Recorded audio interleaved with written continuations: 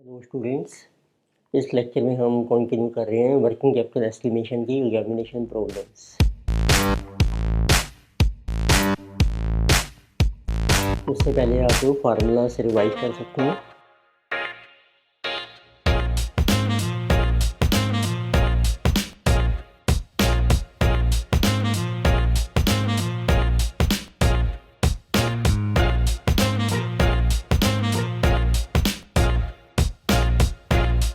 Let us start problem number 12। So in this question data given is MN Limited is commencing a new project for manufacture of electric toys. The following cost information is given for annual production of 6 lakh units at full capacity. इसमें एक mention किया है आपको नया project है और हमारी जो कैपेसिटी है वो है 6 लाख यूनिट्स से, जिसे ये new project and our annual capacity is equal to 6 lakh units per annum. And on basis of this data is given to us. So raw material cost is given per unit ₹20, labor 15, manufacturing overheads variable and fixed, variable 15, fixed 10, selling and distribution overhead variable and fixed 3 and 1. So total cost, profit and selling price is given. In the first year of operations, expected production and sales are 4 lakh units and 350. पर आपका जो first year है उसमें हमारी production हो रही है 4 lakh units and sales है हमारी 350. तो since new project there is no opening stock but production is given 4 lakh units and sales are 350 units. It mean there is closing stock of finish goods which is 50,000 units.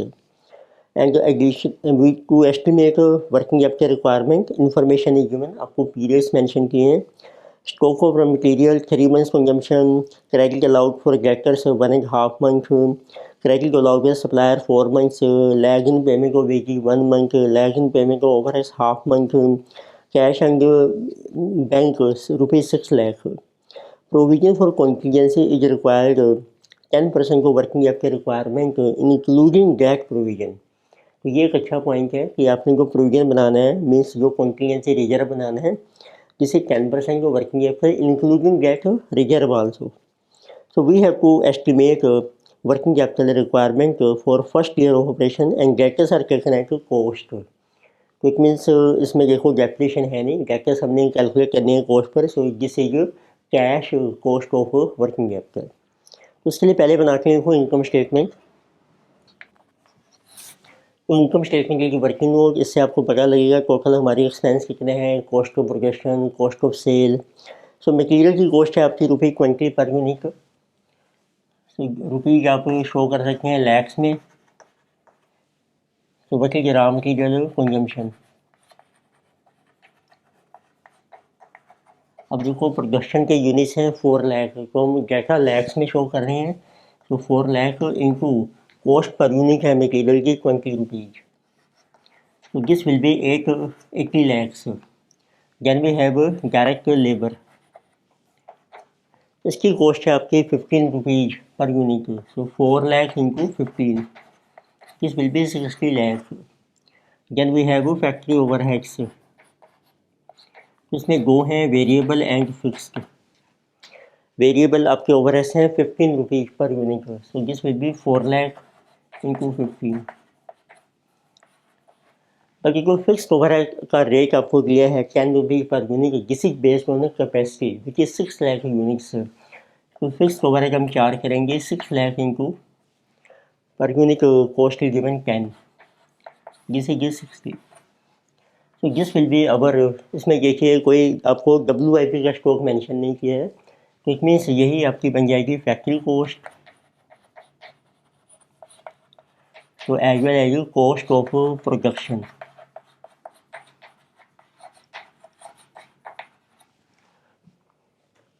So this totally coming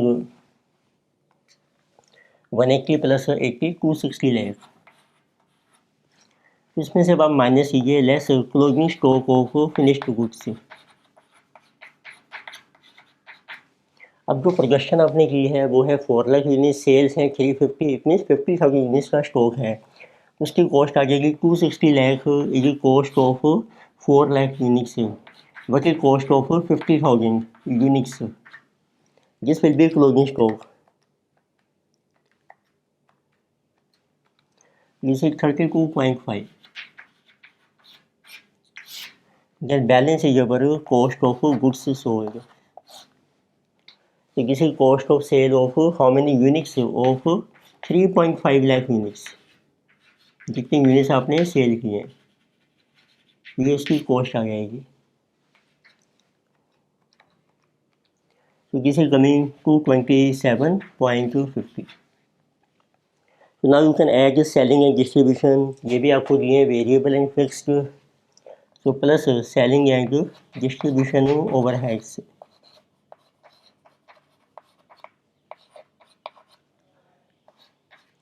तो variable जितने units आप cell कर रहे हैं, जैसे कि 3 रुपये per unit, तो 3.5 लाख यूनिट्स आपने सेल किए हैं इंटू 3, और जो फिक्स ओवरहेड्स आपको दिए हैं 1 रुपये पर यूनिट, ये हम लेंगे कैपेसिटी के बेस पर 6 लाख इंटू 1, तो 3.5 into 3 10.5 and 6, total is 16.5. So this will be our cash cost of sale.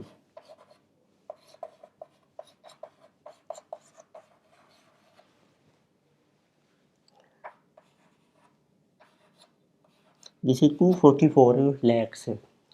Then sales you can calculate, selling price is 80 rupees.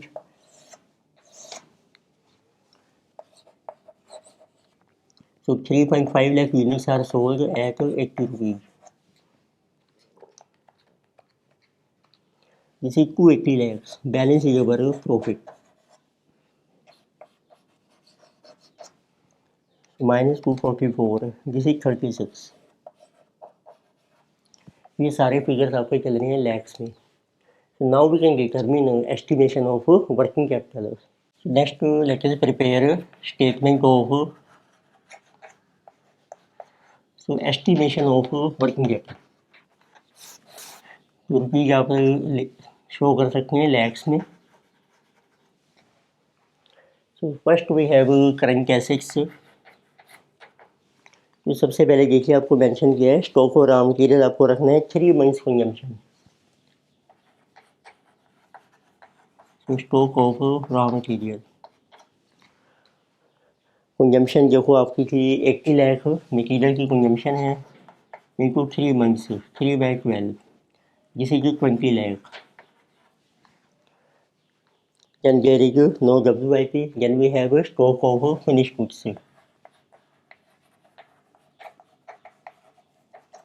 ये हमने पहले कैलकुलेट किया था, 50,000 यूनिट्स की वैल्यू कैलकुलेट की थी हमने, जैसे जबर closing stock of finish goods.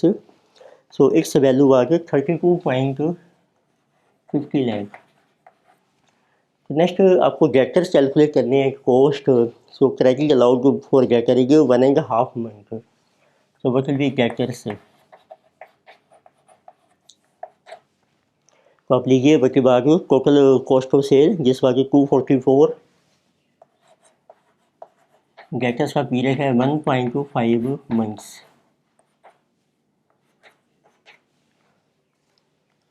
So this is 244 into 1.5 divided by 12, 30.5. Can you see any कोई प्रीपेड एक्सपेंस नहीं है। कैश का बैलेंस आपको मेंटेन करने हैं 6 लाख, कैश बैलेंस 6। तो these are total current assets. So 30.5 plus 6 plus 32.5 plus 20, 89 lakh. So then we have current liabilities. तो सबसे पहले देखिए आपको दिए हैं क्रेडिटर्स, उसका पीरियड है 4 मंथ से। क्रेडिटर्स हम कैलकुलेट करते हैं परचेज शॉपर। तो पहले आपको परचेज कैलकुलेट करनी है। तो since it is a new firm there is no opening stock of material, so purchase का फार्मूला बन जाएगा raw material consumption plus closing stock of raw material minus होता है opening stock, but opening stock की nil in this case. Consumption देखो आपने income statement में calculate की थी 80 लैक्स, और क्लोजिंग स्टॉक है मटेरियल का दिस इज 20 लाख, और ओपनिंग जीरो है आपका, सो परचेज आपकी 100 लैक्स आ जाएगी। तो then you can calculate creditors. So on purchase this is 100 lakhs की परचेज है आपकी, और 4 मंथ्स का पीरियड है into 4/12, this is 33.33। So then we have lag in payment of wages. Wages आपकी आउटस्टैंडिंग है, आउटस्टैंडिंग वेजेज, उसका लैग इन पेमेंट है 1 मंथ। वेजेज का देखो एक्सपेंस आपका था टोटल इनकम स्टेटमेंट में 60, टोटल वेजेज हैं 60 1 month, this is 5। Then we have outstanding overheads. तो ओवरहेड्स जैसे इन्होंने मेंशन नहीं किए हैं कौन से हैं, फैक्ट्री के हैं या सेलिंग के हैं, इट मीन्स ऑल ओवरहेड्स। तो let us take total overheads हैं आपके मैन्युफैक्चरिंग के वेरिएबल 60 प्लस 60 फिक्स्ड ओवरहेड हैं, और सेलिंग के ओवरहेड्स हैं आपके वेरिएबल 10.5 प्लस फिक्स्ड हैं आपके 6, टोटली 136.5 लाख। फिर इनका पीरियड आपको दिया है half month, 0.5 divided by 12 into 0.5 divided by 12, so these are coming 5.6875। ये 4 डेसिमल तक चल रहा है, तो आप 33.33 को भी राउंड अप कर सकते हैं 4 डेसिमल तक।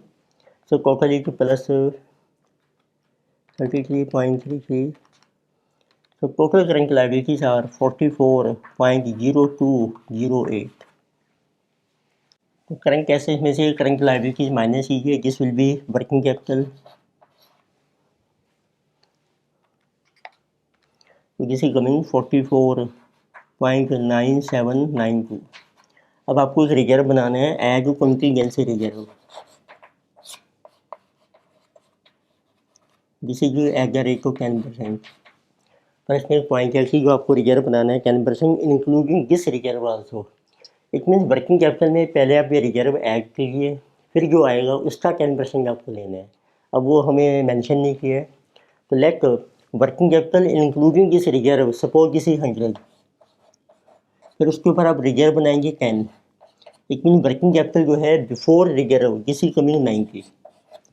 तो अब आप रिजर्व कैलकुलेट कर सकते हैं यूनिक मेथड से। If working capital before reserve is 90, then how much is reserve 10। If working capital before reserve is 44.9792, तो इट मीन्स रिजर्व बन जाएगा आपका 1/9, this is coming 4.9977। So this will be total working capital requirement।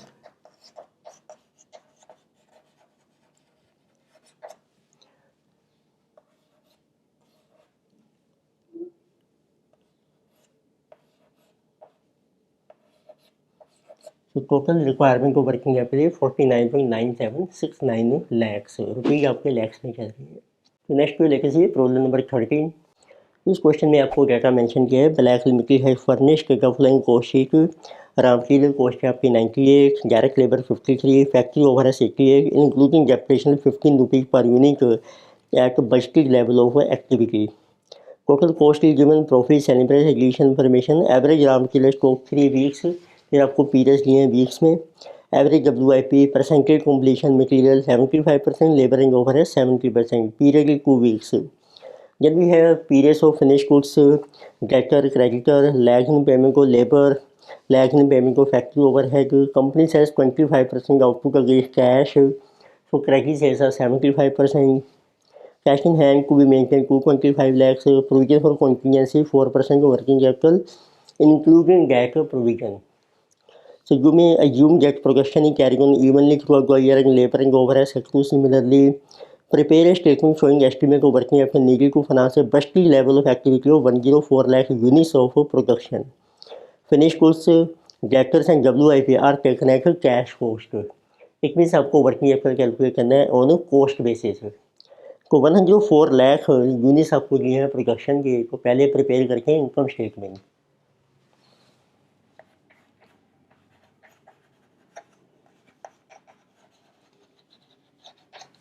Production के units हमारे लैक्स में है, so let's us right rupees also in lakhs. So first item is our raw material consumption, उसकी cost आपको दी है रॉ मटेरियल कंजम्पशन। यूनिट्स है 104 lakh, cost of raw material per unit is 98।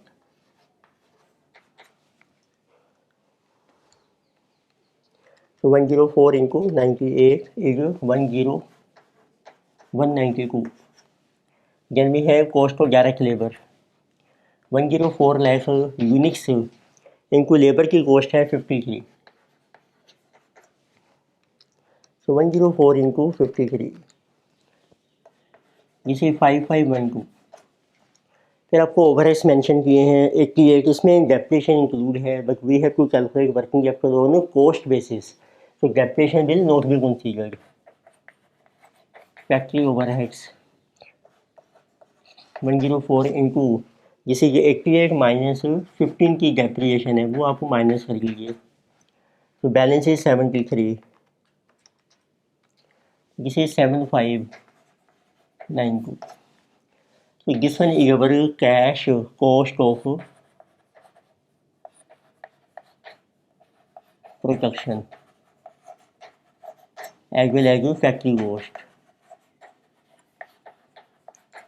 तो ये लिस्टिंग फर्म है, ओपनिंग डाटा मेंशन नहीं किया है, so opening closing will be taken at same, तो वो कैंसिल हो जाएंगे। तो this total is coming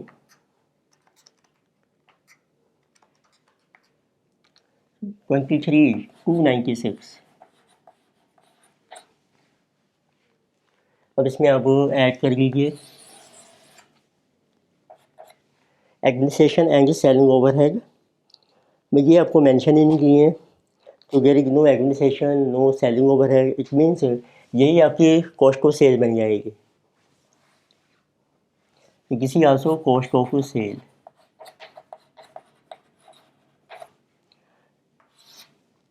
then sales are given, पर इसका कोई यूज नहीं है क्योंकि जैकेट्स आपको कैलकुलेट करनी है on cost basis. Selling price आपको मेंशन किया है जिसे 282, तो दिस विल बी 104 इंटू 282।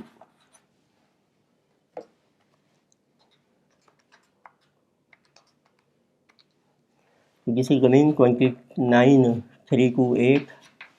अब ये कैश कॉस्ट ऑफ सेल है, इसमें आप डेप्रिसिएशन ऐड कीजिए, कैपिटल बिकम टोटल कॉस्ट, तो डिफरेंस आपका प्रॉफिट आ जाएगा।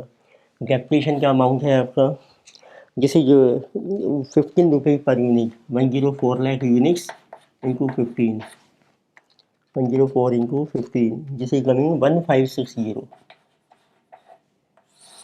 सो टोटल कॉस्ट 65824, डिफरेंस आपका प्रॉफिट आ जाएगा 29,328 माइनस 24,856 जिसे 4472। बट हमारी जो रिक्वायरमेंट है we require only this figure, cash cost of production and cash cost of factory cost और cash cost of sale. So now let us calculate working capital requirement. तो इसके लिए prepare करके हैं statement of working capital and this is to cost basis. तो figures आपके rupees lakhs में हैं। So first we have current assets, number बनेंगे स्टॉक ऑफ रॉ मटेरियल। तो रॉ मटेरियल का देखिए आपको पीरियड मेंशन किया है जैसे कि 3 वीक्स, तो कंजम्पशन है ये 10,192 into 3 weeks, so 10,192 into 3 divided by 52 weeks, 588. Then we have a stock of WIP.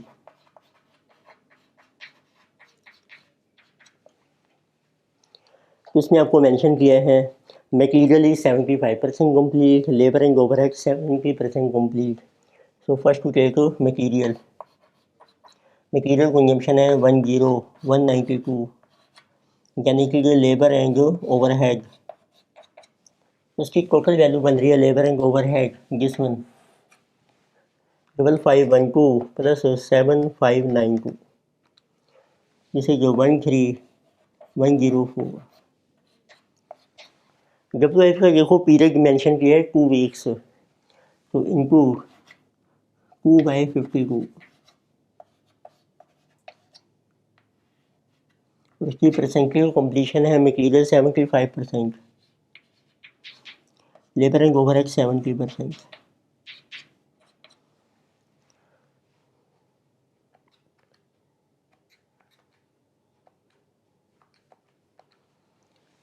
Labour overhead 352.8, material is 10192 into 2/52 into 75% complete 294। तो total WIP this is 646.8। Then we have debtors.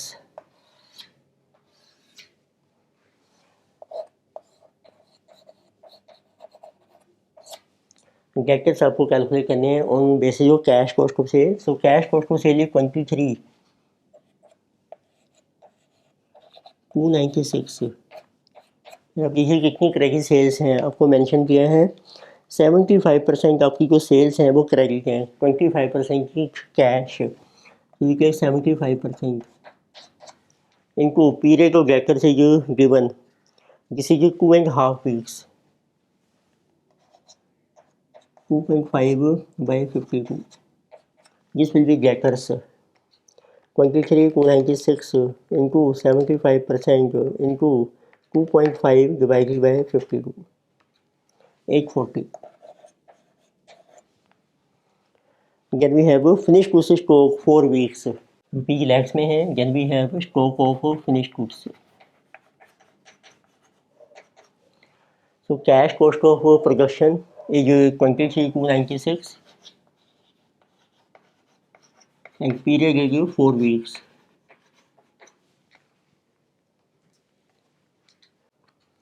तो this is coming 1792। फिर आपको mention किया है इसमें cash का balance आपको maintain करना है 225 लैक्स, कैश बैलेंस 225। इन सबका टोटल कीजिए आप, so you will get to total current assets, rupees आ रही है लैक्स, जिसे you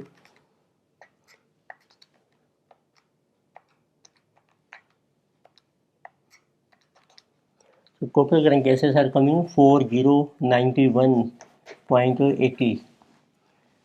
now let us calculate current liabilities।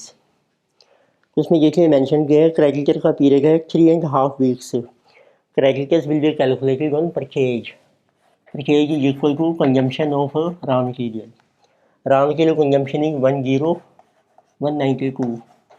इसका पीरियड आपको मेंशन किया है this is 3.5 weeks, 3.5/52 weeks, so 10192 into 3.5 divided by 52, 686 are creditors।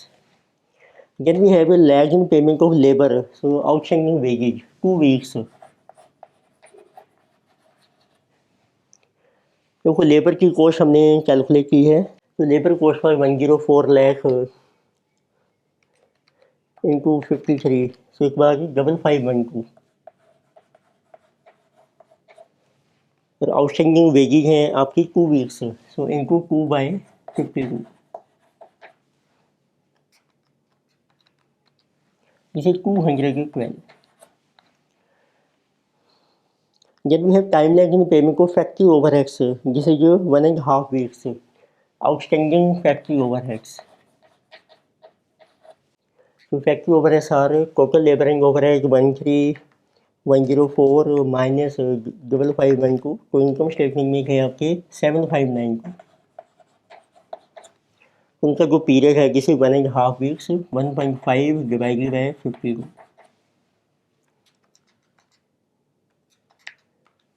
इसे 290।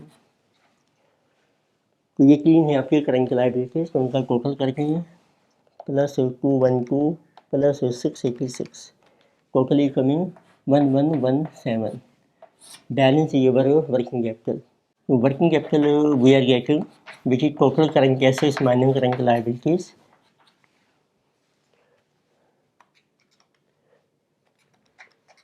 So this is coming to be 2974.8. अब आपको एक रिजर्व क्रिएट करना है विच is 4% contingency reserve and including this reserve. So we have to add contingency reserve.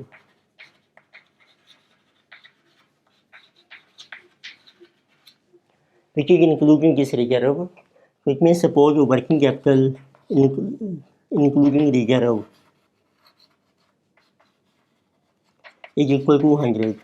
तो उसमें से आप रिजर्व लेस कीजिए which is 4%, it means 4। So working capital before reserve is 96। अब आप यूनिटरी मेथड अप्लाई कीजिए, this working capital is before reserve. If working capital before reserve is 96 then how much is reserve 4। If working capital before reserve is 2974.80 then will be reserve. Reserve आपको mention किया है जिस 4%। So 4 times 2974.8 divided by 96. So this is coming 123.97. So this will be total working capital requirement.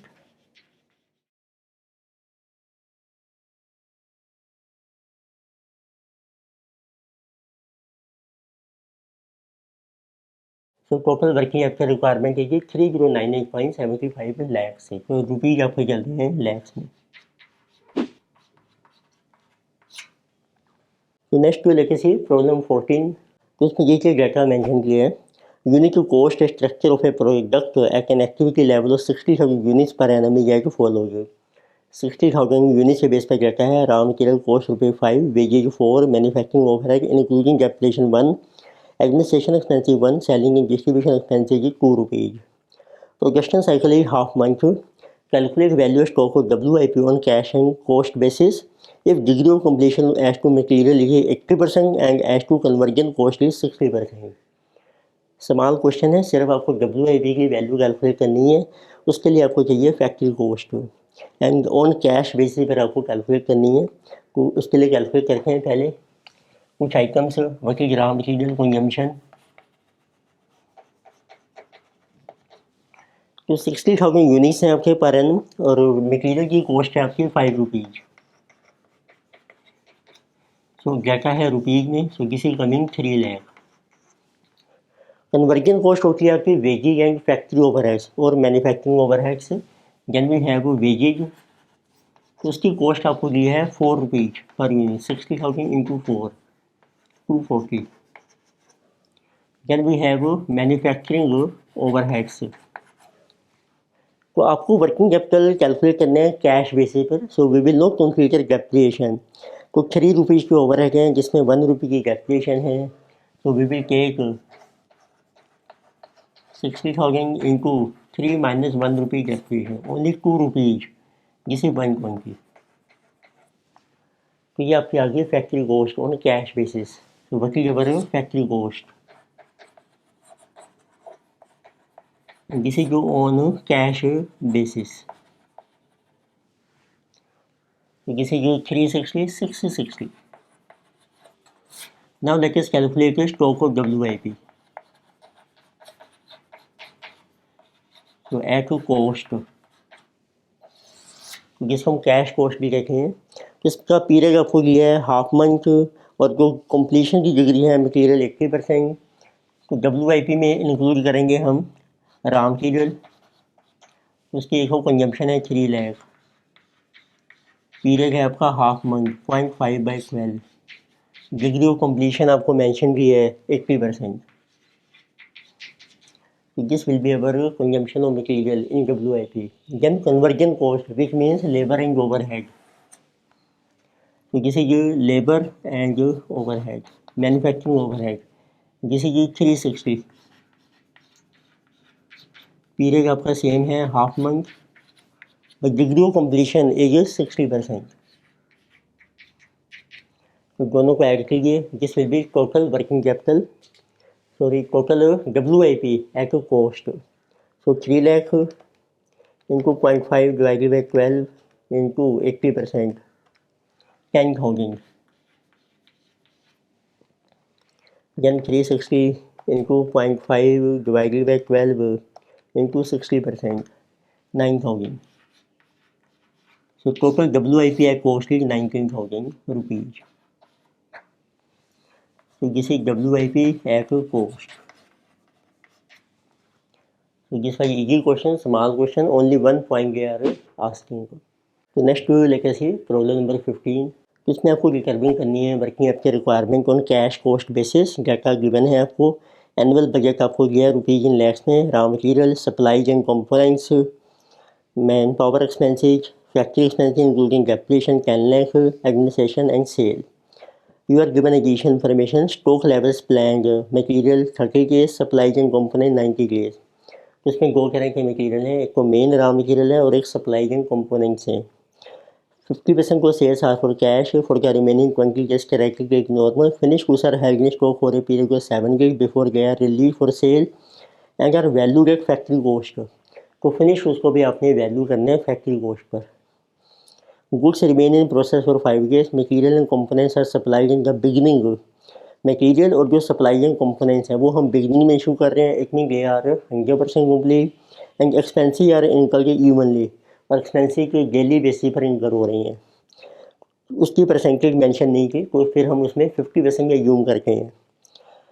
Company has 30 days credit facilities on 20% of purchase cash and bank balance plan to be kept the rate of half months बस्टेज expenses assume 360 days in a year. तो आपको working capital calculate करना है cash basis पे. तो लेकर सी income statement. तो पहले हम बना रहे हैं income statement as working note. Rupees आपके हैं लैक्स में. तो बचेगी raw material consumption, then supplies and components,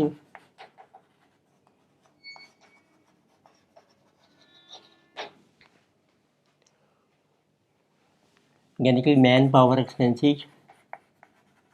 manpower mean direct labour and जो फैक्ट्री एक्सपेंसेज, फैक्ट्री ओवरहेड, ये हम लेंगे एक्सक्लूडिंग डेप्रिसिएशन.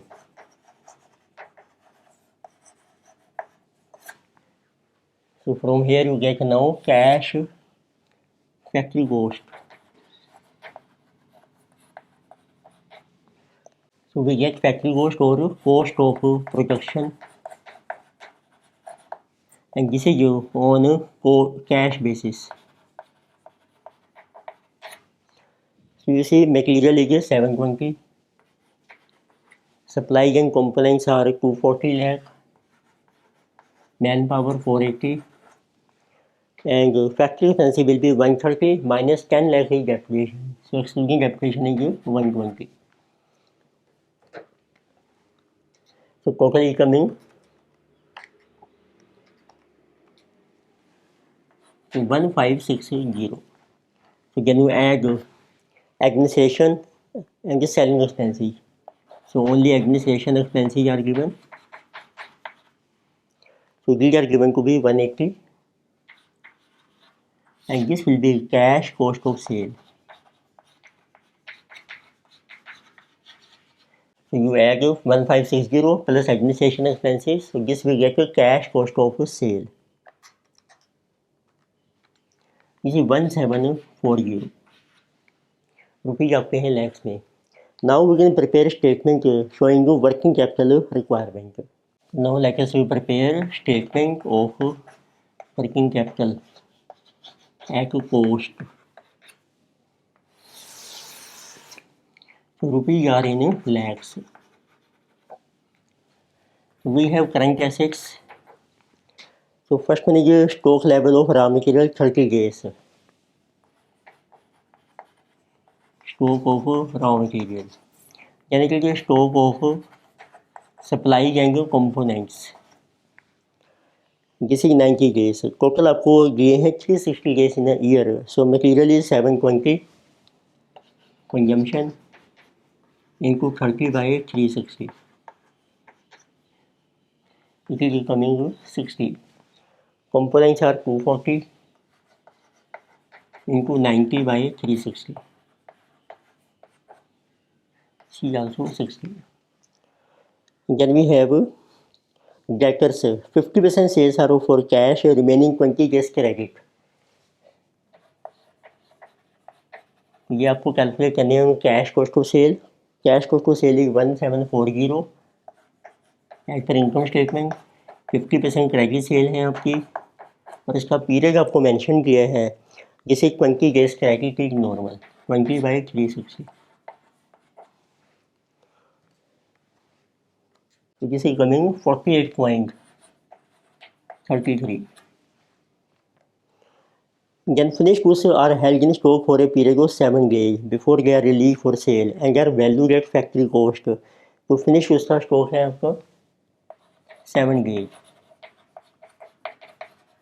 इसको मिलेंगे फैक्ट्री कॉस्ट देखिए 1560 into 7 by 360. This is 30.33. So then we have goods remain in process for 5 days, means WIP, stock of WIP. और इसके लिए मेंशन किए हैं आपको material and components are supplied in the beginning. तो मटेरियल एंड कंपोनेंट जो हैं वो आपके 100% माने जाएंगे कंप्लीट. इसको मैंने कंबाइन कर लिया है कि उसी टोटल मटेरियल है आपके 720, कंपोनेंट्स हैं 240, टोटल एक 960. जिसे ये पीरियड जो 5 days. So into 5 divided by 360. जिसे 13.33. Then we have labour and overheads. तो लेबर एंड ओवरहेड्स का टोटल कीजिए आप. This is coming 480 plus 120 600. ये अक्रू हो रहे हैं इवनली, परसेंटेज मेंशन नहीं की. तो हम लेते हैं डेली बेसिस पे जब कोई आइटम यूज होती है तो उसका एवरेज होता है 50%. पीरियड है 5 डेज इंटू 50%. तो 600 इंटू 5 डिवाइडेड बाई 360 इंटू 50%. तो 4.17. तो टोटली कमिंग 17.50 WIP. फिर आपको मेंशन किया है cash and bank balance has been plan to be kept at the rate of half month से बजटरी एक्सपेंसेज. तो हाफ मंथ की जो रिक्वायरमेंट एक्सपेंसेज है उसके लिए आपको रखना है कैश बैलेंस. तो अब देखिए कितने एक्सपेंसेज हैं आपके. एक्सपेंसेज आपको दिए हैं आपके हैं this is man power and factory and administration expenses. Manpower expenses देखो 480, फैक्ट्री के हैं 120, कैश बेसिस पर एडमिनिस्ट्रेशन है 180. Totally 780 expenses. अब इसमें देखो नंबर ऑफ डेज दिए हैं पूरे साल के 360 और हाफ मंथ आपका बन जाएगा 15 डेज. क्योंकि इंटू 15 डिवाइडेड बाई 360. तो this much cash we have to maintain. This is 32.50. So this will be total current assets.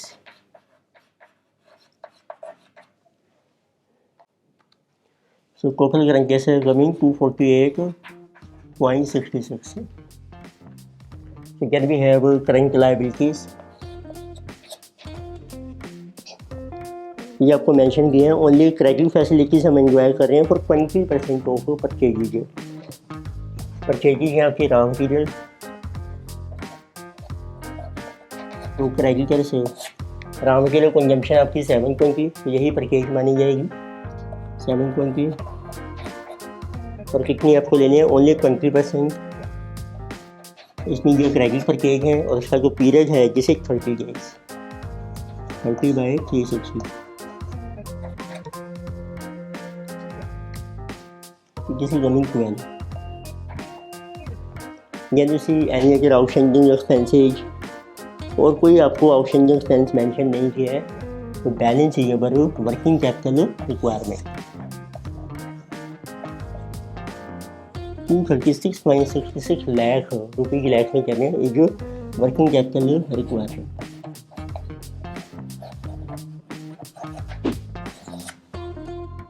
इस लेक्चर में हमने कुछ एग्जामिनेशन प्रॉब्लम डिस्कस किए हैं on basis of working capital estimation. Further problems हम continue करेंगे next lecture में। Thank you.